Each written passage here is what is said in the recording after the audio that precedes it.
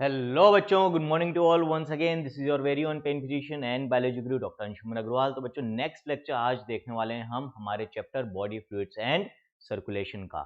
और आज का लेक्चर बच्चों आपके लिए बहुत इंपॉर्टेंट है, क्योंकि नॉट ओनली इन नीट में तो ये इंपॉर्टेंट है ही सही, लेकिन जब आप डॉक्टर बन जाओगे तो पूरी लाइफ आपके ये चैप्टर बहुत काम आने वाला है। ये दो टॉपिक्स जो आज हम पढ़ने वाले हैं बहुत काम आने वाले हैं।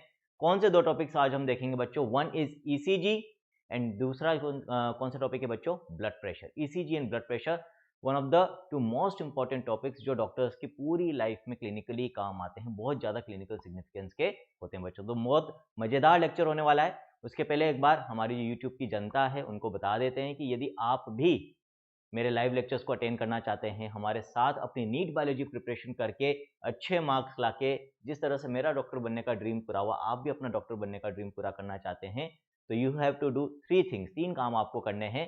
फर्स्ट, आपको क्या करना है? चैनल को सब्सक्राइब कर लो बच्चों। दूसरा काम क्या करना है? प्ले स्टोर पे जाके हमारी जो नीट बायोलॉजी लर्निंग ऐप है, सोचिंग SOCHING, इसको डाउनलोड कर लो बच्चों। तीसरा काम क्या करना है? हर वीडियो के डिस्क्रिप्शन में और हमारी ऐप के डैशबोर्ड पर भी आपको हमारे टेलीग्राम ग्रुप का लिंक मिल जाएगा, वहां से उसको ज्वाइन कर लो, मुझसे कनेक्ट हो सकते हो वहां पर, और अपने बायोलॉजी डाउट्स भी मुझसे पूछ सकते हो। सारे लेक्चर्स के लिंक, कुछ स्टडी मटेरियल और इन्फॉर्मेशन भी आपको वहां पर शेयर की जाती है बच्चों। तो स्टार्ट करते हैं आज का लेक्चर। हमारे दो बैचेस हैं बच्चों, जोश 11th क्लास के बच्चों का बैच और जुनून 12th एंड ड्रॉपर्स का। एक नीट 23 को टारगेट कर रहा है, एक 24 को कर रहा है। और हमारा जो mission NEET biology 360 out of 360 है कि भाई हमें 340 प्लस तो कैसे भी लाने ही लाने हैं, और कोशिश 360 की करनी, और आएंगे भी सही। तो वो लगातार जारी है। इसमें करीब 9 से 10 चैप्टर अभी तक हम कंप्लीट कर चुके हैं। जिस दिन हमारी 11th क्लास के टॉपिक की क्लास रहती है, लेक्चर रहता है, उस दिन दोनों बैचेस के स्टूडेंट्स के पास ये इन्फॉर्मेशन जाती है। दोनों बैचेस के स्टूडेंट्स इन लेक्चर्स को, लाइव लेक्चर्स को अटेंड कर सकते हैं, जिन्होंने जोश और जुनून का प्रीमियम सब्सक्रिप्शन ले रखा है बच्चों।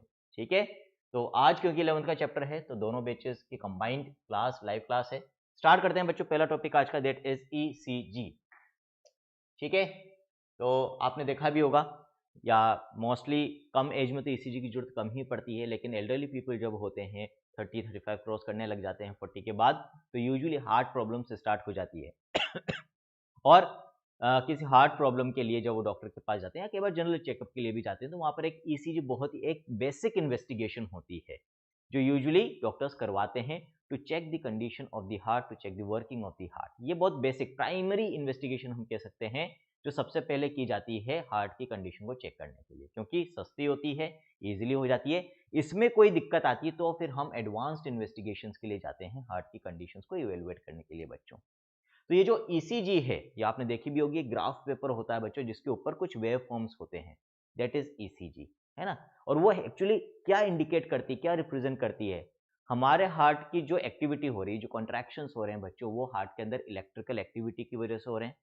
और वो इलेक्ट्रिकल इंपल्स कहाँ जनरेट होती है? एसए नोड में। ये सारी चीजें हम पुराने लेक्चर्स में, प्रीवियस लेक्चर्स में पढ़ चुके हैं बच्चों इसी चैप्टर के। ठीक है, तो ये जो ईसीजी हमारे हार्ट के अंदर जो इलेक्ट्रिकल एक्टिविटी होती है, उसी का हम कह सकते हैं ग्राफ पेपर के ऊपर एक वेव फॉर्म के फॉर्म में रिप्रेजेंटेशन है बच्चों। उसी इलेक्ट्रिकल एक्टिविटी को हम वेव्स के फॉर्म में रिप्रेजेंट कर रहे हैं ग्राफ पेपर के ऊपर इन द ईसीजी। अब बच्चों, ये जो ईसीजी वर्ड है, जो टर्म है बच्चों, इसके दो फुल फॉर्म्स हो सकते हैं। एक इलेक्ट्रोकार्डियोग्राम और दूसरा इलेक्ट्रोकार्डियोग्राफ। दोनों का फुल जो अपन शॉर्ट फॉर्म देखेंगे, एब्रीविएशन देखेंगे, दैट विल बी ईसीजी, है ना। तो अब इन दोनों टर्म्स में डिफरेंस क्या है बच्चों? तो इलेक्ट्रोकार्डियोग्राम का क्या मतलब होता है? It refers to record of electrical activity of heart on a graph paper. जो हमें वो ईसीजी की स्ट्रिप मिलती है ना, नेक्स्ट लेक्चर में मैं आपके लिए लेकर आऊंगा, है ना। आज थोड़ा टाइम नहीं था तो मैं नहीं ला पाया चीजें, बाकी कल मैं क्लिनिक से पहले से निकलवा के रख लूंगा। तो स्फिग्मोमेनोमीटर जो हम ब्लड प्रेशर को मेजर करने के लिए इंस्ट्रूमेंट यूज करते हैं, स्टेथोस्कोप और ईसीजी ट्रेसिंग, ये दो तीन चीजें मैं आपके लिए नेक्स्ट लेक्चर में लेकर आता हूँ बच्चों, आपको दिखाऊंगा। तो it refers to record of electrical activity of heart on a graph paper. एक ग्राफ पेपर के ऊपर जो हार्ट की इलेक्ट्रिकल एक्टिविटी का रिकॉर्ड हमें मिलता है, वो तो कहलाता है इलेक्ट्रोकार्डियोग्राम। ध्यान रखना, यहां कंफ्यूजन होता है बच्चों को, क्योंकि बच्चे क्या सोचते हैं, जिस वर्ड में पीछे ग्राफ आ रहा है वो तो ग्राफ पेपर के ऊपर जो हमें रिकॉर्डिंग मिलती है इलेक्ट्रिकल एक्टिविटी की, वो होनी चाहिए, है ना। लेकिन ऐसा नहीं है। जिस वर्ड में पीछे ग्राम आ रहा है वो तो इलेक्ट्रिकल एक्टिविटी का जो रिकॉर्ड ट्रेसिंग वेवफॉर्म्स हमें मिल रहे हैं ग्राफ पेपर पे, वो है बच्चों। और जो मशीन इस इलेक्ट्रिकल एक्टिविटी को उस ग्राफ पेपर पे रिकॉर्ड करके हमें देती है, वो मशीन क्या कहलाती है? वो मशीन कहलाती है इलेक्ट्रोकार्डियोग्राफ। आगे बात समझ में, वो मशीन कहलाएगी इलेक्ट्रोकार्डियोग्राफ, और जो रिकॉर्डिंग हमें मिलेगी वो कहलाएगा इलेक्ट्रोकार्डियोग्राम बच्चों।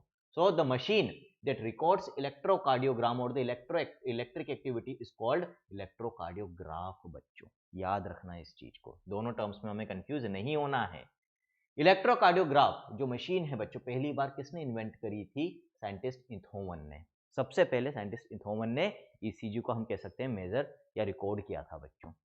ठीक है, शुरुआत में जो ईसीजी रिकॉर्ड की जाती थी, वहां पर 3 इलेक्ट्रोड्स यानी कि 3 लीड्स काम में ली जाती थी बच्चों। देखो, यदि हमें हार्ट की इलेक्ट्रिकल एक्टिविटी को रिकॉर्ड करना है, तो उसके अंदर जो भी इलेक्ट्रिकल एक्टिविटी जनरेट या इंपल्सेस जनरेट हो रही है, उन इंपल्सेस को हमें मशीन तक लाना होगा, कंडक्ट करना होगा। और कंडक्शन के लिए इलेक्ट्रोड्स का हम यूज करते हैं, इलेक्ट्रिक वायर्स का हम यूज करते हैं, ये तो आपको पता है। अब हार्ट तक तो हम उन वायर्स को कैसे ले जाएंगे, है ना? तो होता क्या है बच्चों, ये जो इलेक्ट्रिकल एक्टिविटी हमारे हार्ट में हो रही है, ये हमारे बॉडी सरफेस से भी हम रिकॉर्ड कर सकते हैं। कैसे कर सकते हैं? हम बॉडी सरफेस पे इलेक्ट्रोड्स पुट करते हैं, और वो इलेक्ट्रिकल एक्टिविटी जो हार्ट में हो रही है वो हमारे बॉडी सरफेस तक भी कंडक्ट होती है बच्चों, और वहां से वो इलेक्ट्रोड्स उसको कैच करके, रिकॉर्ड करके, कंडक्ट करके मशीन तक ले जाते हैं। वो मशीन उन इलेक्ट्रिकल सिग्नल्स को इन ट्रेसिंग्स के फॉर्म में कन्वर्ट कर देती है ऑन अ ग्राफ पेपर बच्चों। आगे बात समझ में, ठीक है? तो कैसे ये रिकॉर्डिंग होगी, कैसे हम इलेक्ट्रिकल सिग्नल्स को कैच करेंगे with the help of electrodes? तो शुरुआत में बच्चों हार्ट की इलेक्ट्रिकल एक्टिविटी को रिकॉर्ड करने के लिए 3 इलेक्ट्रोड्स पेशेंट को लगाए जाते थे, है ना? अभी भी यूज किए जाते हैं। तो वो जो 3 इलेक्ट्रोड्स है लीड्स, वो कहाँ लगाई जाती है बच्चों? एक राइट रिस्ट में, एक लेफ्ट रिस्ट में, और एक लेफ्ट लेग के ऊपर बच्चों। इस तरह से 3 इलेक्ट्रोड्स लगाए जाते थे, इनको हम लीड्स भी कहते हैं, 3 लीड्स। तो जब 3 लीड्स या 3 इलेक्ट्रोड्स की मदद से ईसीजी रिकॉर्डिंग की जाती है, तो हम उसको कहते हैं 3 लीड्स ईसीजी, जो कि कन्वेंशनली या इनिशियली कॉमनली की जाती थी बच्चों। लेकिन विद टाइम अब ईसीजी में भी बहुत ज्यादा एडवांसमेंट हो चुका है। तो पहले तो हम ये देख रहे थे भाई कहां कहां पर 3 लीड ईसीजी यूज की जाती है। एनसीईआरटी ने आपको 3 लीड ईसीजी के बारे में ही बता रखा है। तो इनिशियली 3 इलेक्ट्रोड्स और 3 leads were attached to the patient to record ECG. कहां कहां पर?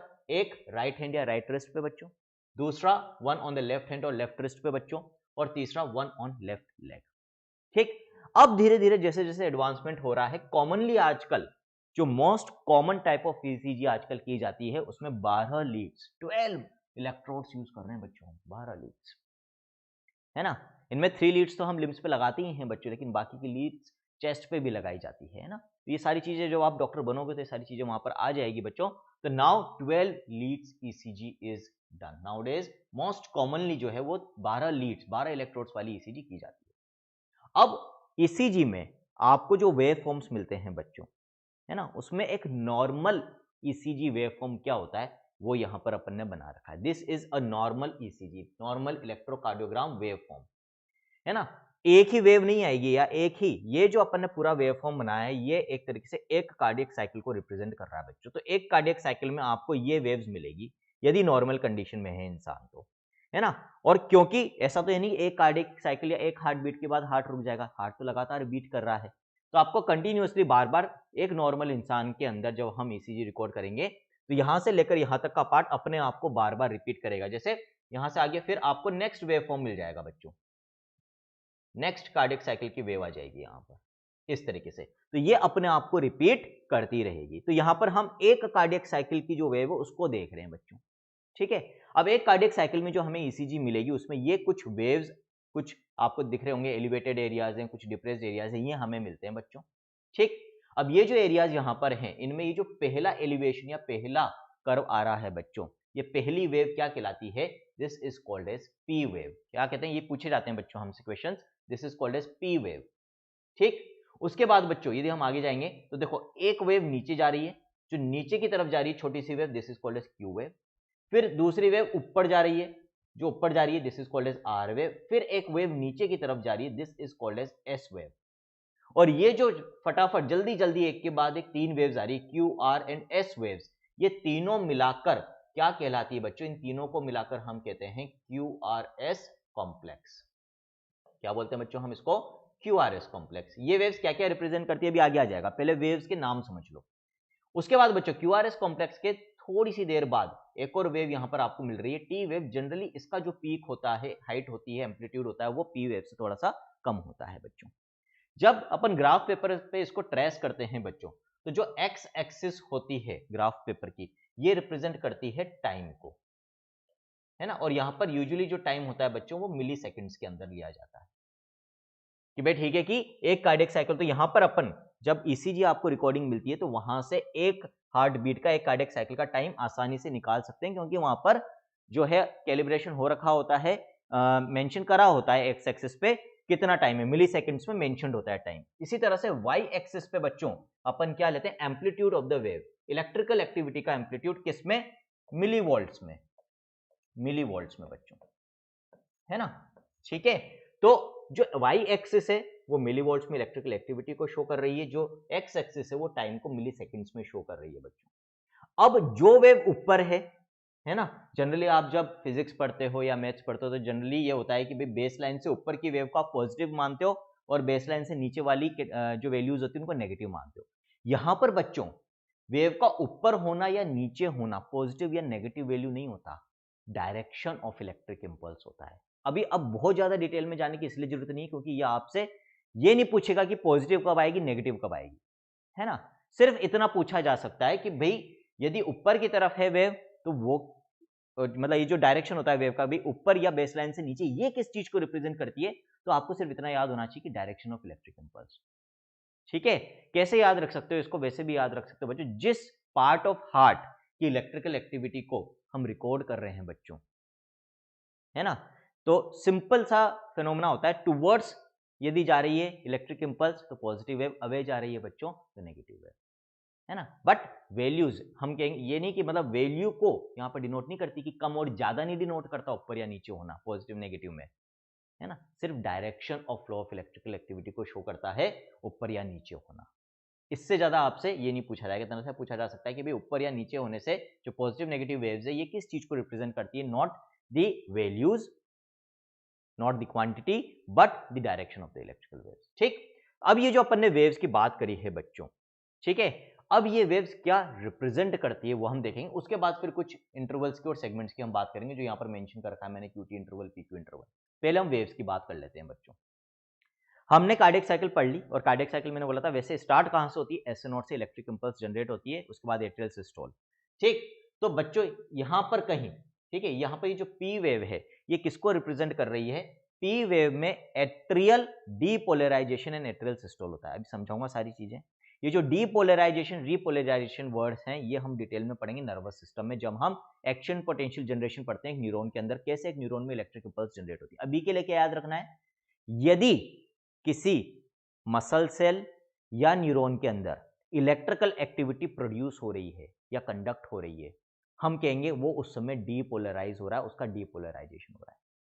और जब उस मसल सेल या न्यूरॉन के अंदर इलेक्ट्रिकल एक्टिविटी खत्म हो रही है, सबसाइड हो रही है, तो हम उसको कहेंगे कि वो मसल सेल या न्यूरॉन रीपोलराइज हो रहा है। क्यों, क्योंकि मसल सेल में या न्यूरॉन में जो रेस्टिंग स्टेज होती है, जब कोई इलेक्ट्रिकल एक्टिविटी उस मसल सेल या न्यूरॉन के थ्रू जनरेट या कंडक्ट नहीं हो रही, तो हम कहते हैं वो रेस्टिंग या पोलराइज्ड स्टेट में। जब उस मसल सेल या न्यूरॉन में इलेक्ट्रिकल एक्टिविटी जनरेट या कंडक्ट होती है तो हम कहते हैं कि भाई उसका पोलराइज्ड स्टेट खत्म हो रहा है, रेस्टिंग स्टेट खत्म हो रहा है, वो एक्साइटेबल स्टेज में आ रही है, उसको हम कहते हैं डीपोलराइजेशन। डी हमेशा खत्म के लिए यूज किया जाता है, पॉजिटिव के लिए। और जब इलेक्ट्रिकल एक्टिविटी वापस खत्म हो रही होती है और वो अपनी रेस्टिंग यानी कि पोलराइज्ड कंडीशन में आ रहा होता है मसल सेल या न्यूरॉन, तो हम कहते हैं फिर से वो रीपोलराइज हो रहा है, क्योंकि फिर से पोलराइज स्टेट या रेस्टिंग स्टेट में आ रहा है, तो हम उसको कहते हैं रीपोलराइजेशन। अब जब हम हार्ट मसल्स की बात कर रहे हैं तो ऑब्वियस सी बात है, जब ऐसे नोड में इलेक्ट्रिकल एक्टिविटी जनरेट होगी और वो एट्रियल मसल्स में जाएगी, तो जब एट्रियल मसल्स में इलेक्ट्रिकल एक्टिविटी जाएगी तो हम क्या कहेंगे, एट्रियल मसल्स का डीपोलराइजेशन हो रहा है, यानी कि एट्रियल डीपोलराइजेशन। और जब एट्रियल मसल्स में इलेक्ट्रिकल इंपल्स स्प्रेड होगी यानी कि एट्रियल डीपोलराइजेशन होगा, तो फिर क्या होगा, एट्रियल मसल्स विल कॉन्ट्रैक्ट, है ना। एट्रियल मसल्स कॉन्ट्रैक्ट होगी यानी कि एट्रिया कॉन्ट्रैक्ट होंगे, और एट्रियल कॉन्ट्रैक्शन को जब ये दोनों चेंबर्स कॉन्ट्रैक्ट होते हैं, राइट एंड लेफ्ट एट्रियम, हम क्या कहते हैं, एट्रियल सिस्टोल होगा बच्चों। एक और कंसेप्ट जो शुरुआत में समझ लो यहां पर ईसीजी में, ऑब्वियस सी बात है, जब तक इलेक्ट्रिकल एक्टिविटी नहीं पहुंचेगी किसी भी मसल सेल में, वो कॉन्ट्रैक्ट नहीं हो सकती। तो पहले कौन सा इवेंट होगा? इलेक्ट्रिकल इवेंट, यानी कि हर चेंबर में पहले इलेक्ट्रिकल इवेंट होगा, यानी कि या तो पहले डीपोलराइजेशन होगा या फिर रिपोलराइजेशन होगा, और उसके बाद फिर कॉन्ट्रैक्शन या रिलैक्सेशन, यानी कि सिस्टोल या डायस्टोल। तो हमेशा जो मैकेनिकल एक्टिविटी या मैकेनिकल इवेंट होगा सिस्टोल या डायस्टोल का, उसके जस्ट पहले पहले डीपोलराइजेशन या रिपोलराइजेशन। तो यदि मैं बात करूं भाई एट्रियल डीपोलराइजेशन और एट्रियल सिस्टोल में पहले क्या होगा, तो ऑब्वियसली पहले एट्रियल डीपोलराइजेशन होगा, मतलब एट्रियल मसल सेल्स में इलेक्ट्रिकल इंपल्स पहुंचेगी, और जैसे वो पहुंचेगी उसके बाद शॉर्टली आफ्टर एट्रियल डीपोलराइजेशन की बिगिनिंग के बाद क्या स्टार्ट होगा? एट्रियल कॉन्ट्रैक्शन चालू होगा, यानी कि एट्रियल सिस्टोल चालू होगा। अब हम समझ सकते हैं सारे वेव फॉर्म्स को। तो बच्चों सबसे पहले यहां पर मान लो करीब करीब यहां पर हम कह सकते हैं ऐसे नोड से, इस पॉइंट पे ऐसे नोड से इंपल्स जनरेट हो रही है। इंपल्स जनरेट होते हैं, सबसे पहले वो एट्रिया में जाती है बच्चों। तो सबसे पहले एट्रियल डीपोलराइजेशन होगा, मतलब एट्रियल मसल सेल्स में इलेक्ट्रिकल इंपल्स पहुंची। तो एट्रियल डीपोलराइजेशन कहां से स्टार्ट होता है बच्चों? यहां से, बिगिनिंग ऑफ पी वेव से। तो पी वेव की जो स्टार्टिंग है वो किस चीज को इंडिकेट कर रही है कि भाई यहां पर अब एट्रिया की वॉल में जो मसल सेल्स है उनमें ऐसे नोड से इलेक्ट्रिक इंपल्स पहुंच गई है, और ये मसल सेल्स एक्साइट हो गई है, डीपोलराइज हो गई है, इलेक्ट्रिकल एक्टिविटी डिनोट कर रही है। अब जब इसमें एट्रियल डीपोलराइजेशन स्टार्ट हो जाएगा, इलेक्ट्रिकल एक्टिविटी कंडक्ट होना चालू हो जाएगी, तो उसकी वजह से अब एट्रियल मसल्स में कॉन्ट्रैक्शन चालू होगा। लेकिन वो कॉन्ट्रैक्शन एग्जैक्टली पी वेव की बिगिनिंग से चालू नहीं होगा। क्यों? क्योंकि थोड़ा सा समय डीपोलराइजेशन में लगेगा। तो कॉन्ट्रैक्शन सपोज करो यहां से कहीं से चालू होगा। तो एट्रियल सिस्टोल कब चालू होगा? Shortly after the beginning of P wave. तो पहले डीपोलराइजेशन चालू होता है, और डीपोलराइजेशन चालू होने के थोड़ा सा बाद में एट्रियल सिस्टोल चालू होगा, atria will contract. Cardiac cycle last lecture में हमने पढ़ी है, 0.1 सेकंड का एट्रियल कॉन्ट्रैक्शन होता है, जिससे एट्रिया का बचा कुछ ब्लड वेंट्रिकल्स में आ जाता है। वेंट्रिकल्स पूरा भर जाते हैं 120 ml, और एवी वॉल्व क्लोज होते हैं, जिससे पहली हार्ट साउंड आती है, दैट इज लब। तो यहां पर क्यूआरएस कॉम्प्लेक्स जो है बच्चों, ये वेंट्रिकुलर डीपोलराइजेशन और वेंट्रिकुलर सिस्टोल यानी कि वेंट्रिकुलर कॉन्ट्रैक्शन को रिप्रेजेंट करता है। ऑब्वियसली वेंट्रिकुलर कॉन्ट्रैक्शन के जस्ट पहले एवी वॉल्व्स क्लोज होते हैं। तो कोई आपसे पूछे कि भी फर्स्ट हार्ट साउंड कहां होगी, कहीं यहां पर होगी बच्चों, बिफोर द क्यूआरएस कॉम्प्लेक्स। क्यों? पी वेव रिप्रेजेंट कर रही है एट्रियल सिस्टोल को, और एट्रियल सिस्टोल के बाद चालू होगा वेंट्रिकुलर सिस्टोल, जिसको क्यूआरएस कॉम्प्लेक्स रिप्रेजेंट कर रहा है, और दोनों के बीच में एवी वॉल्व क्लोज होते हैं just before the ventricular systole, जिसकी वजह से लब यानी कि पहली हार्ट साउंड आती है। लास्ट लेक्चर में हार्ट साउंड्स में डिफरेंस भी बताए थे मैंने आपको, ठीक है। यहां पर फर्स्ट हार्ट साउंड आएगी। अब ये जो क्यूआरएस कॉम्प्लेक्स है, तीन वेव्स का जो कॉम्बिनेशन है, ये रिप्रेजेंट करता है वेंट्रिकुलर इवेंट को, और वो भी कौन सा? वेंट्रिकुलर कॉन्ट्रैक्शन यानी कि वेंट्रिकुलर सिस्टोल। तो ऐसे नोड से जो इलेक्ट्रिक इंपल्स जनरेट हुई थी वो एट्रिया में तो स्प्रेड हो गई, जिससे एट्रियल सिस्टोल हो गया। जब तक एट्रियल सिस्टोल होता है तब तक ये इलेक्ट्रिक इंपल्स जो हमने कंडक्शन पाथवे पढ़ा था हार्ट का, ऐसे नोड से एवी नोड से bundle of His, bundle branches, Purkinje fibres होती है कहां पहुंच जाएगी? वेंट्रिकल्स में। और अब वेंट्रिकल्स की वॉल की मसल्स को डीपोलराइज करेगी, यानी कि इलेक्ट्रिक एक्टिविटी अब वेंट्रिकुलर मसल्स में स्प्रेड होना स्टार्ट हो गई है। तो अब कौन सा इवेंट आएगा बच्चों? नेक्स्ट वेंट्रिकुलर डीपोलराइजेशन, है ना। और ये जो वेंट्रिकुलर डीपोलराइजेशन है बच्चों, ये जो वेंट्रिकुलर डीपोलराइजेशन है, इसको कौन रिप्रेजेंट करेगा? कहां से स्टार्ट होगा बच्चों? Beginning of Q wave. तो क्यू वेव की जो शुरुआत होती है यहां पर, यहां से यहां पर हम कह सकते हैं कि जो इलेक्ट्रिक इंपल्स थी जो ऐसे नोड में जनरेट हुई थी, वो कंडक्शन पाथवे से होती हुई अब वेंट्रिकल की वॉल की मसल्स में पहुंच गई है। तो वेंट्रिकल की मसल्स एक्साइट होना चालू होगी, यानी कि वो डिपोलराइज होना चालू होगी। तो ventricular depolarisation is represented by beginning of Q wave. Again पहले डीपोलराइजेशन होगा वेंट्रिकुलर मसल्स का, वो एक्साइट होगी और फिर कॉन्ट्रैक्ट होगी। तो कोई आपसे कहे कि भाई वेंट्रिकुलर डीपोलराइजेशन कहां चालू होता है, तो beginning of Q wave represents the beginning of ventricular depolarisation. फिर वेंट्रिकुलर कॉन्ट्रैक्शन कब चालू होगा, यानी कि ventricular systole, shortly after Q wave. Q wave start होने के जस्ट बाद, शॉर्टली आफ्टर क्यू वेव, तो पहले डीपोलराइजेशन, फिर थोड़ा सा रुककर, थोड़े से लेग के बाद क्या होता है? Ventricular systole. आगे बात समझ में बच्चों? तो ये जो बच्चों यहां पर मैंने बोला था अभी इंटरवल बताऊंगा, क्यूटी इंटरवल बनाया है, क्यूटी इंटरवल बनाया है। क्यूटी इंटरवल क्या होता है बच्चों? बिगिनिंग ऑफ क्यू वेव से लेकर टी वेव के एंड तक का जो पूरा सेगमेंट होता है, इंटरवल होता है, इसको हम कहते हैं क्यूटी इंटरवल। कहां से कहां? क्यू वेव की बिगिनिंग से टी वेव के एंड तक क्यूटी इंटरवल होता है बच्चों। और ये पूरा क्यूटी इंटरवल एक तरह से किसको रिप्रेजेंट कर रहा है? वेंट्रिकुलर इवेंट को रिप्रेजेंट कर रहा है। कौन सा? Ventricular depolarisation and ventricular systole. इसमें बिगिनिंग ऑफ क्यू वेव में वेंट्रिकुलर डीपोलराइजेशन चालू होगा, उसके just shortly after the Q wave ventricular systole. और वेंट्रिकुलर सिस्टोल कहां से कहां चल रहा है? हम कह सकते हैं मतलब क्यू वेव से लेकर बच्चों टी वेव जहां पर एंड हो रही है यहां तक वेंट्रिकल्स कॉन्ट्रैक्टेड यानी कि सिस्टोल में रहते हैं, जो कि 0.3 सेकंड्स का होता है। पढ़ लिया अपन ने कार्डियक साइकिल में। क्लियर है सारी बात? तो ventricular systole QT interval represent कर रहा है ends at end of T wave. Systole यदि कोई आपसे पूछे कहां खत्म होगा, ये एनसीईआरटी ने मेंशन कर रखा है कि ventricular systole ends at the end of T wave. Line क्या है एनसीईआरटी की? The end of T wave denotes the end of systole. ये एनसीईआरटी की लाइन है, बोल रहा हूं, बता रहा हूं, क्योंकि इसलिए बोल रहा हूं बार बार, बच्चों को कंफ्यूजन क्या रहता है कि भाई क्यूआरएस कॉम्प्लेक्स वेंट्रिकुलर सिस्टोल को डिनोट कर रहा है, तो बच्चे ये मानने लग जाते हैं कि एस वेव के एंड पे ही वेंट्रिकुलर सिस्टोल खत्म हो जाएगा। नहीं भाई, टी वेव के एंड तक वेंट्रिकल्स कॉन्ट्रैक्टेड रहते हैं। ठीक है, आगे बात समझ में। और वेंट्रिकुलर सिस्टोल चालू कब होगा? It will begin shortly after the beginning of Q wave या शॉर्टली आफ्टर क्यू वेव। क्यों? क्योंकि क्यू वेव की शुरुआत का पार्ट जो होगा वो वेंट्रिकुलर डीपोलराइजेशन को रिप्रेजेंट करेगा। पहले इलेक्ट्रिकल इवेंट होगा, फिर मैकेनिकल इवेंट होगा बच्चों। क्लियर? उसके बाद बच्चों वेंट्रिकुलर रीपोलराइजेशन, यानी कि अब वेंट्रिकल्स की मसल्स में इलेक्ट्रिकल एक्टिविटी खत्म कब होना चालू होगी? वो चालू होती है खत्म होना टी वेव की बिगिनिंग में। यहां तो अब इलेक्ट्रिकल एक्टिविटी खत्म होना चालू हुई है। अब जब ये खत्म होना चालू होगी इलेक्ट्रिकल एक्टिविटी, तो हम क्या बोलेंगे? वेंट्रिकल्स की मसल्स वापस से रीपोलराइज हो रही है, अपनी रेस्टिंग स्टेज में आ रही है। तो ventricular repolarisation is denoted by T wave. और कब चालू हो रहा है? बिगिनिंग ऑफ टी वेव में। लेकिन अभी टी वेव के दौरान मैकेनिकली यदि हम बात करें तो अभी वेंट्रिकल्स के मसल्स कॉन्ट्रैक्टेड यानी कि सिस्टोल स्टेज में ही है। जब तक टी वेव एंड होती है तब तक वेंट्रिकल्स की मसल्स रीपोलराइज हो जाती है पूरी, और रीपोलराइज हो जाएगी तो अब वो रिलैक्स करना चालू करेगी बच्चों। तो वेंट्रिकुलर डायस्टोल यानी कि मैकेनिकल रिलैक्सेशन, ये जो मैकेनिकल इवेंट है रिलैक्सेशन ऑफ वेंट्रिकल्स, ये टी वेव के एंड होने पर चालू होता है।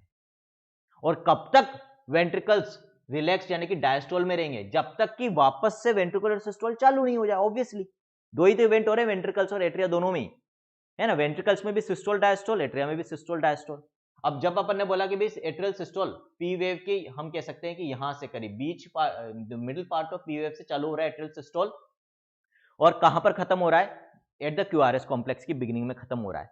तो हम एक तरह से ये कह सकते हैं कि क्यूआरएस कॉम्प्लेक्स की बिगिनिंग से लेकर अगले एट्रियल सिस्टोल तक, मतलब अगली वेव में, यहां पर अगली वेव में एट्रियल सिस्टोल कहां चालू होगा? यहां पर चालू होगा कहीं। ठीक है बच्चों। और एट्रियल सिस्टोल खत्म कहां हो रहा था? यहां पर खत्म हो रहा था।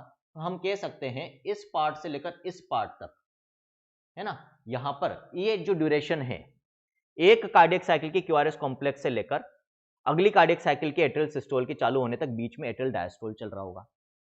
ठीक है, इसी तरह से टी वेव के एंड पे एट्रियल डायस्टोल चालू होगा, और अगली क्यूआरएस कॉम्प्लेक्स जब वेंट्रिकुलर सिस्टोल चालू होगा वहां पर क्या चल रहा होगा? Ventricular diastole. और ये क्या चल रहा होगा? Atrial diastole. अब आप देख भी सकते हो ड्यूरेशन किसका ज्यादा है? एट्रियल डायस्टोल लंबा है 0.7 सेकंड्स, वेंट्रिकुलर डायस्टोल सिस्टोल से लंबा है 0.5 सेकंड्स बच्चों। This is a typical ECG. अब क्या एनसीईआरटी ने ऐसे एक्सप्लेन कर रखी है? नहीं कर रखी ना, लेकिन ऐसे पढ़ ली तो ईसीजी का कोई भी क्वेश्चन हो जाए गलत नहीं आएगा बच्चों, है ना। आगे बात समझ में क्लियर है? सारी इवेंट समझा दिए मैंने आपको। अब यहां पर आपके दिमाग में एक चीज आनी चाहिए। देखो, पी वेव एक तरह से एट्रियल सिस्टोल को रिप्रेजेंट कर रही है, क्यूआरएस कॉम्प्लेक्स वेंट्रिकुलर सिस्टोल को रिप्रेजेंट कर रहा है, और टी वेव वेंट्रिकुलर रीपोलराइजेशन को रिप्रेजेंट कर रही है एक तरीके से। यानी कि हम कह सकते हैं इसके बाद डायस्टोल होगा। तो वेंट्रिकुलर डायस्टोल के लिए भी एक तरह से वेव है, टी वेव की वजह से वेंट्रिकुलर डायस्टोल हुआ। सिस्टोल वेंट्रिकुलर सिस्टोल के लिए भी वेव है क्यूआरएस कॉम्प्लेक्स, एट्रियल सिस्टोल के लिए भी वेव है P wave. But atrial diastole के लिए कोई अलग से स्पेसिफिक वेव नहीं है। क्यों भाई? ऐसा भेदभाव क्यों? कोई भेदभाव नहीं है। देखो बच्चों, जब अपन ने पढ़ा था लास्ट लेक्चर कार्डियक साइकिल में कि एट्रियल डायस्टोल का मोस्ट ऑफ जो 0.7 सेकंड्स होते हैं उस वक्त क्या चल रहा था? शुरुआत के 0.3 सेकंड में उस समय वेंट्रिकुलर सिस्टोल चल रहा होता है जब एट्रियल डायस्टोल हो रहा है, और एट्रियल डायस्टोल के लास्ट 0.4 सेकंड के वक्त वेंट्रिकल्स में डायस्टोल हो रहा होता है। मतलब एट्रियल डायस्टोल के दौरान लगातार वेंट्रिकल्स में पहले सिस्टोल और फिर डायस्टोल हो रहा है, यानी कि वेंट्रिकल्स के अंदर भी इलेक्ट्रिकल एक्टिविटी हो रही है। और ये ऑलरेडी हमें पता है कि वेंट्रिकल्स की वॉल के अंदर मसल मास ज्यादा होता है, जहां मसल मास ज्यादा वहां पर इलेक्ट्रिकल एक्टिविटी भी ज्यादा। तो जब हम रिकॉर्डिंग करेंगे तो रिकॉर्डिंग में वेंट्रिकुलर एक्टिविटी एट्रियल एक्टिविटी को मास्क करेगी बच्चों। इस कारण से वेंट्रिकल की जब एक्टिविटी ज्यादा हो रही है उस वक्त एट्रियल एक्टिविटी रिकॉर्ड नहीं हो पाती ट्रेस पेपर पे, एक तरह से मास्क हो जाती है इनकी एक्टिविटी से, इनकी इलेक्ट्रिकल रिकॉर्डिंग से। इस कारण से इस दौरान हमें एट्रियल डायस्टोल की कोई वेव नहीं मिल रही। फिर आपको होगी कि सर फिर एट्रियल सिस्टोल की वेव क्यों आ गई? क्यों? जब एट्रियल सिस्टोल होता है तो ध्यान रखना वेंट्रिकल्स में डायस्टोल है। डायस्टोल रीपोलराइजेशन की वजह से यानी कि इलेक्ट्रिकल एक्टिविटी खत्म होने की वजह से होता है, और सिस्टोल डीपोलराइजेशन यानी कि इलेक्ट्रिकल एक्टिविटी कंडक्ट होने की वजह से हो रहा है। तो जब एट्रियल सिस्टोल हो रहा है बच्चों, उस वक्त एट्रिया में तो इलेक्ट्रिकल एक्टिविटी कंडक्ट हो रही है, लेकिन वेंट्रिकल्स में ऑलरेडी इलेक्ट्रिकल एक्टिविटी खत्म हो चुकी है, वो डायस्टोलिक फेज में है। तो जब एक पार्ट में, चाहे वहां मसल मास कम है एट्रिया में, जो वहां तो इलेक्ट्रिकल एक्टिविटी है, और दूसरी जगह जहां मसल मास ज्यादा है वेंट्रिकल्स, वहां इस समय इलेक्ट्रिकल एक्टिविटी नहीं है, तो ऑब्वियसली कहां की इलेक्ट्रिकल एक्टिविटी रिकॉर्ड होगी? एट्रिया की। इसलिए एट्रियल सिस्टोल की वेव तो आ जाती है, लेकिन एट्रियल डायस्टोल की वेव यहाँ पर हमें नहीं दिखती है बच्चों। फिर एक और इंटरवल मैंने यहाँ पर बना रखा है, कई बार पूछ लिया जाता है कि पीक्यू इंटरवल कहां से कहां का होता है। तो पीक्यू इंटरवल होता है बच्चों बिगिनिंग ऑफ पी वेव से बिगिनिंग ऑफ क्यू वेव तक, इतना याद रख लो। एंड लास्ट चीज जो हमें याद रखनी है वो याद रखनी एसटी सेगमेंट बच्चों, है ना। तो एसटी सेगमेंट क्या होता है बच्चों? यहां से यहां तक, this is ST segment. S wave से टी वेव की बिगिनिंग तक एसटी सेगमेंट होता है। एसटी सेगमेंट की क्लिनिकल सिग्निफिकेंस होती है बच्चों, एसटी सेगमेंट मेनली जो हार्ट अटैक होता है उसके डायग्नोसिस में यूजुअली ये एलिवेट हो जाता है, बेस लाइन से ऊपर चला जाता है। ये जनरली आपसे नहीं पूछी जाती चीजें, जस्ट फॉर इन्फॉर्मेशन बता रहा हूँ, बाय चांस आ जाए तो, क्योंकि पहले एम्स में एक बार एसटी एलिवेशन से रिलेटेड क्वेश्चन आ चुका है। इतना से पूछते हैं कि एसटी एलिवेशन यूजुअली क्या रिप्रेजेंट करता है, तो हम डिसऑर्डर्स में पढ़ेंगे, मायोकार्डियल इन्फार्क्शन वाले कहूंगा भी सही मैं आपको इसके बारे में। तो हार्ट अटैक जिसको अपन मायोकार्डियल इन्फार्क्शन भी कहते हैं, उसको यूजुअली कौन रिप्रेजेंट करता है? ईसीजी यदि करवाओगे ऐसे पेशेंट की जिसको हार्ट अटैक आया, तो आपको यूजुअली क्या मिलेगा? एसटी एलिवेशन मिलता है बच्चों, ठीक है। इंपॉर्टेंट नोट है, दोनों पॉइंट्स एनसीईआरटी के हैं बच्चों। क्या? एक तो कई बार क्वेश्चन आता है कि क्या आप ईसीजी की मदद से हार्ट रेट निकाल सकते हो? बिल्कुल निकाल सकते हैं। क्यों नहीं निकाल सकते? क्योंकि एक्स एक्सिस पे हमें टाइम दे रखा है ना। नंबर ऑफ वेव्स हम आसानी से गिन सकते हैं कि भाई 1 मिनट में कितनी वेव्स हैं। आप इतना सा गिन लो कितने क्यूआरएस कॉम्प्लेक्सेस आए 1 मिनट के अंदर, that will be the heart rate, number of heart beats per minute, number of cardiac cycles per minute. तो लिखा भी एनसीईआरटी ने यही कि heart rate can be determined by counting the number of QRS complexes in an ECG. फिर इसी तरह से एक और लाइन लिखिए, any deviation from the normal shape of ECG indicates a possible abnormality or disease. अभी जो हमने वेवफॉर्म बनाया वो एक नॉर्मल ईसीजी का वेवफॉर्म है, इससे कोई भी डेविएशन होगा बच्चों, है ना, मतलब वेव्स पी वेव के शेप में कोई चेंज आ जाए, ड्यूरेशन में कोई चेंज आ जाए, क्यूआरएस कॉम्प्लेक्स के ड्यूरेशन में या शेप में कोई चेंज हो, टी वेव इन्वर्ट हो जाती है कई बार, है ना, ऊपर की जगह पॉजिटिव की जगह नेगेटिव आती है, कोई भी चेंज नॉर्मल ईसीजी के कंपैरिजन में हमें देखने को मिल रहा है, इसका मतलब कहीं ना कहीं हार्ट की जो इलेक्ट्रिकल एक्टिविटी है वो नॉर्मली नहीं चल रही है। It will indicate an abnormality in the electrical activity and may be some disease, कि शायद किसी डिजीज के कारण ऐसा हो रहा है। तो मैंने क्या बोला था शुरुआत में, ईसीजी एक basic investigation, one of the, हम कह सकते हैं फर्स्ट इन्वेस्टिगेशन जो कराई जाती है किसी भी हार्ट डिजीज पेशेंट के अंदर बच्चों, ठीक। इसमें कोई अबनॉर्मलिटी आती है तो फिर हम आगे की एडवांस्ड इन्वेस्टिगेशंस, महंगी इन्वेस्टिगेशंस करवाते हैं। पहली कोशिश ये रहती है कि कम एक्सपेंसिव सस्ती इन्वेस्टिगेशन से हम चीज़ों को पता लगाने की कोशिश करें। क्लिनिकली चेक करेंगे पेशेंट को स्टेथोस्कोप से, ब्लड प्रेशर, बहुत सारी चीज़ें, उसके बाद फिर हमें लगेगा तो ईसीजी करवा लेंगे। ईसीजी यदि बिल्कुल नॉर्मल है और हमने जो क्लिनिकली क्लिनिक के अंदर पेशेंट को चेक करा, एग्जामिन करा है, यदि वो सारी चीज़ें नॉर्मल आ रही है, बीपी नॉर्मल है, हार्ट साउंड्स नॉर्मल है, तो फिर हम कह सकते हैं कि भाई आगे की इन्वेस्टिगेशन की जरूरत नहीं है ना। लेकिन मान लो ईसीजी के अंदर वेवफॉर्म में कुछ गड़बड़ी आई, तो यहाँ से कंप्लीट डायग्नोसिस नहीं बनता है यूजुअली ईसीजी से। फिर कंप्लीट डायग्नोसिस के लिए ज्यादातर हार्ट डिजीज में हमें advanced investigations like 2D echocardiography, इस तरह की इन्वेस्टिगेशंस में जाना पड़ता है बच्चों, ठीक है। आगे समझ में बात? तो this was all about ECG, जो आपसे पूछा जा सकता है नीट के लेवल पे। इतना कर लिया तो आपको कभी दिक्कत नहीं आएगी बच्चों, और ये एमबीबीएस में भी आपको बहुत मदद करेगा, जितनी बेसिक इन्फॉर्मेशन यहाँ पर आपको मैंने दी है। बाकी वहाँ चिंता मत करो, जब आप जाओगे एमबीबीएस में या पीजी में जाओगे तो वहाँ तो आपको पूरी एक किताब ईसीजी की पढ़नी पड़ेगी बच्चों, ठीक है ना। चलो आगे बात करते हैं अपन, ईसीजी के ऊपर एक किताब होगी। यहाँ तो अपन सिर्फ क्या है 20-25 मिनट में एक टॉपिक खत्म कर देते हैं ईसीजी का, वहाँ पूरी किताब पढ़ोगे। अलग अलग सिचुएशंस में किस तरह की ईसीजी मिलती है सब पढ़ना होता है। Blood pressure next topic, NCERT ने नहीं दे रखा है बट क्वेश्चंस आते हैं बच्चों, और पता भी होना चाहिए, बहुत बेसिक टॉपिक है, 10th क्लास के चैप्टर में आता भी है। वहाँ पर आपको ये बताया जाता है, एक एक्टिविटी दे रखी है एनसीईआरटी के अंदर कि ब्लड प्रेशर को कैसे मेजर करते हैं। थोड़ा सा बताऊंगा नेक्स्ट लेक्चर में जब बीपी इंस्ट्रूमेंट यानी कि स्फिग्मोमेनोमीटर लेकर आऊंगा बच्चों। ब्लड प्रेशर होता क्या है? हमारा ब्लड हमारी ब्लड वेसल्स में फ्लो कर रहा है बच्चों, ठीक है।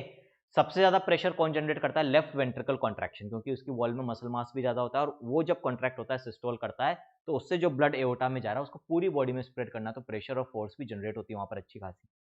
और एओर्टा डिवाइड होता है आर्टरीज में, तो एओर्टा और आर्टरीज में जब ब्लड फ्लो करता है तो उस ब्लड का प्रेशर रिलेटिवली ज्यादा होता है बच्चों। वो ब्लड टिश्यूज के लेवल पे जाता है, वहां पर ये आर्टरीज डिवाइड हो जाती है कैपिलरीज में, exchange of material, exchange of gases वहां होता है। फिर कैपिलरीज मिलकर वेन्स बनाती है जो इस डीऑक्सीजनेटेड ब्लड को फिर right chambers of the heart में लाती है। वहां से पल्मोनरी आर्टरी फिर इसको फिर पंपिंग होती है वहां पर ब्लड की, फिर पल्मोनरी आर्टरी इसको लंग्स पे लेकर जाती है ऑक्सीजनेशन के लिए, फिर ऑक्सीजनेटेड ब्लड पल्मोनरी वेन्स जो कि 4 होती है उनसे लेफ्ट एट्रियम में आता है। इस तरह से पूरा साइकिल चलता रहता है, डबल सर्किट सर्कुलेशन। तो इसका मतलब क्या हुआ, दोनों जगह आप देख लो, लेफ्ट वेंट्रिकल कॉन्ट्रैक्ट हो रहा है तो एओर्टा और आर्टरीज में ब्लड जा रहा है, राइट वेंट्रिकल कॉन्ट्रैक्ट हो रहा है तो पल्मोनरी आर्टरी में जा रहा है बच्चों। वेन्स तक पहुंचते पहुंचते तो ब्लड की स्पीड और प्रेशर दोनों रिलेटिवली कम हो जाते हैं, लेकिन सबसे ज्यादा स्पीड और प्रेशर कहां मिलेगा ब्लड का, हमें आर्टरीज के अंदर। तो ब्लड प्रेशर की जब हम बात करते हैं तो इसको कहां रिकॉर्ड करते हैं बच्चों, आर्टरीज में रिकॉर्ड करते हैं। और डिफाइन भी कैसे करते हैं, pressure exerted by blood on the walls of arteries. हमारी आर्टरीज की वॉल पे जो फ्लोइंग ब्लड प्रेशर अप्लाई करता है, एक्सर्ट करता है, that is known as blood pressure बच्चों। किस इंस्ट्रूमेंट से मेजर करते हैं, उसको हम कहते हैं स्फिग्मोमेनोमीटर। बीपी इंस्ट्रूमेंट को क्या कहते हैं बच्चों, स्फिग्मोमेनोमीटर। नॉर्मल ब्लड प्रेशर हमें पता होना चाहिए। इसमें दो तरह के ब्लड प्रेशर हम मेजर करते हैं। जब वेंट्रिकल सिस्टोल में है उस समय आर्टरीज की वॉल पे कितना प्रेशर लग रहा है, ऑब्वियसली ज्यादा लग रहा होगा क्योंकि उस समय वो पंप कर रहा है एक्टिवली, तो that is known as systolic blood pressure. वो होता है बच्चों 120 मिलीमीटर्स ऑफ मरकरी। और जब वेंट्रिकल डायस्टोल में, तो ऑब्वियसली आर्टरीज के अंदर जो ब्लड जा रहा होगा उसका प्रेशर रिड्यूस हो जाएगा, तो वो कहलाता है डायस्टोलिक ब्लड प्रेशर बच्चों, और वो होता है 80 मिलीमीटर्स ऑफ मरकरी। कैसे रिप्रेजेंट करते हैं, 120/80 या 120/80 मिलीमीटर्स ऑफ मरकरी, ये ऐसे हम इसको बोलते हैं।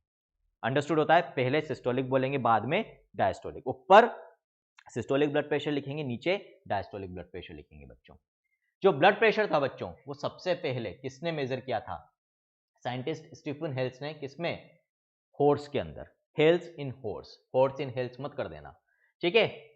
हाइपरटेंशन क्या होता है बच्चों, अब नॉर्मली हाई ब्लड प्रेशर, जरूरत से ज्यादा हाई ब्लड प्रेशर है कंसिस्टेंटली किसी के अंदर। ऐसा नहीं कि देखो यदि मैं अभी कोई एक्सरसाइज करना स्टार्ट कर दूंगा, दौड़ना चालू कर दूंगा, तो ऑब्वियसली मेरा ब्लड प्रेशर बढ़ेगा, बट वापस से रेस्टिंग कंडीशन में आ जाऊंगा तो नॉर्मल हो जाएगा, तो उसको मैं हाइपरटेंशन नहीं कहूंगा, है ना। हाइपरटेंशन की बीमारी, कि भाई इसको हाइपरटेंशन की बीमारी हो गई है, ये हम तब बोलेंगे जब रेस्टिंग कंडीशन में, जब उसका बीपी 120-80 के आसपास ही रहना चाहिए, उससे काफी ज्यादा है तो हम बोलेंगे कि भी वो हाइपरटेंशन है। और वो किससे ज्यादा होने पर हाइपरटेंशन बोलेंगे, यदि रेस्टिंग कंडीशन में भी किसी का ब्लड प्रेशर बार बार इस वैल्यू के ऊपर रहता है, कंसिस्टेंटली इस वैल्यू के ऊपर रहता है, सिस्टोलिक तो 140 से ज्यादा और डायस्टोलिक 90 से ज्यादा, तो फिर हम कहते हैं कि उसको हाइपरटेंशन की बीमारी यानी कि हाई ब्लड प्रेशर की बीमारी है बच्चों, है ना। अब एक और सवाल यहां पर आपके दिमाग में आना चाहिए कि हमने नॉर्मल ब्लड प्रेशर वैल्यूज तो क्या लिखी, 120/80, हाइपरटेंशन के लिए क्या लिखी वैल्यूज, 140/90 बच्चों, है ना। तो फिर भाई इसके बीच में यदि मान लो आप डॉक्टर बन गए हो, आपके पास कोई पेशेंट आया और उसका जो ब्लड प्रेशर है 130/86 है, अब आप क्या कहोगे, क्या उसको कह सकते हो भैया तेरा नॉर्मल है, एग्जैक्टली नॉर्मल तो नहीं है। क्या उसको कह सकते हो हाइपरटेंशन है, वो भी नहीं है, उसके लिए 140 और 90 से ज्यादा होना चाहिए था, फिर क्या बोलोगे।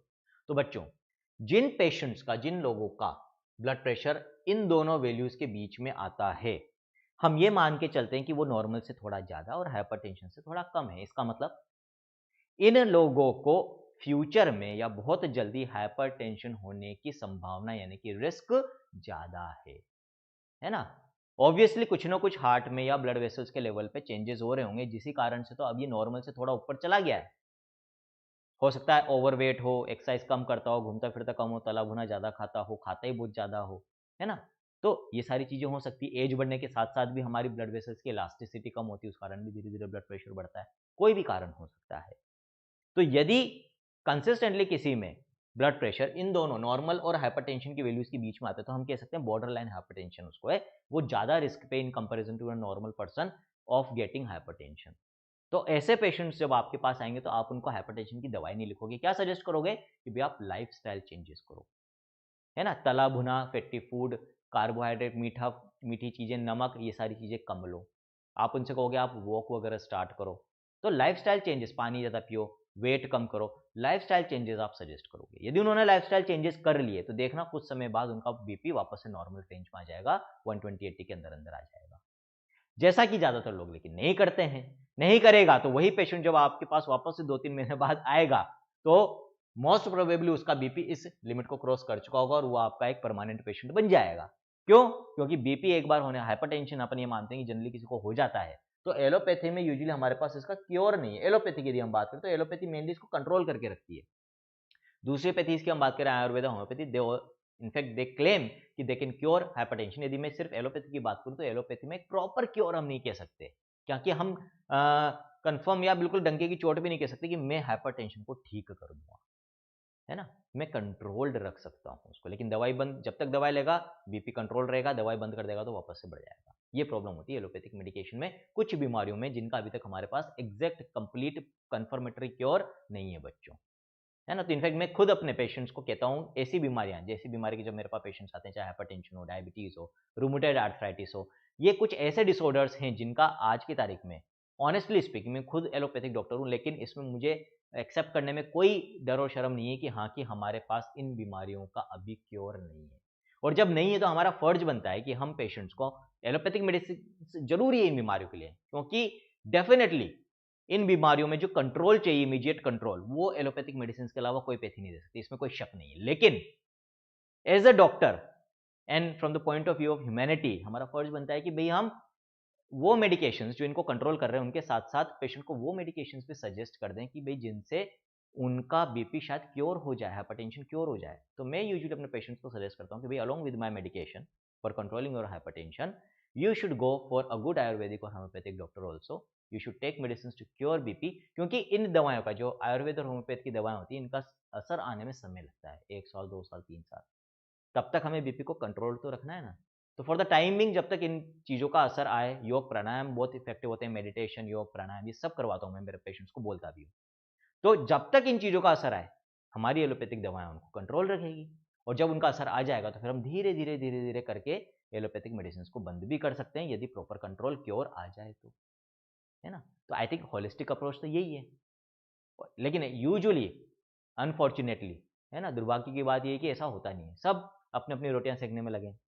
जनरली, मैं सबकी बात नहीं कर रहा हूँ, बट ये सच है कि most of the allopathic doctors बुराई करेंगे आयुर्वेद या होम्योपैथिक डॉक्टर्स की। उनके पास आप जाओगे तो वो एलोपैथिक मेडिसिन की बुराई करेंगे कि उनके तो बहुत साइड इफेक्ट्स होते हैं। बट आज के सिनेरियो की रिक्वायरमेंट क्या है कि सब आपस में मिलकर काम करें, पेशेंट के हित में तो यही चीज़ है। और इस चीज़ को फॉर्चुनेटली, मैं अपना वो फॉर्चुनेट मानता हूँ कि हमारा सेंटर, जो मैंने सेंटर स्टार्ट करा है, वो चीज़ को प्रमोट कर रहा है, ताकि आई थिंक और भी इस चीज़ को देखें और शायद उनको भी समझ में आए कि अब पेशेंट के फ़ायदे के लिए चीज़ें ज़रूरी है ना।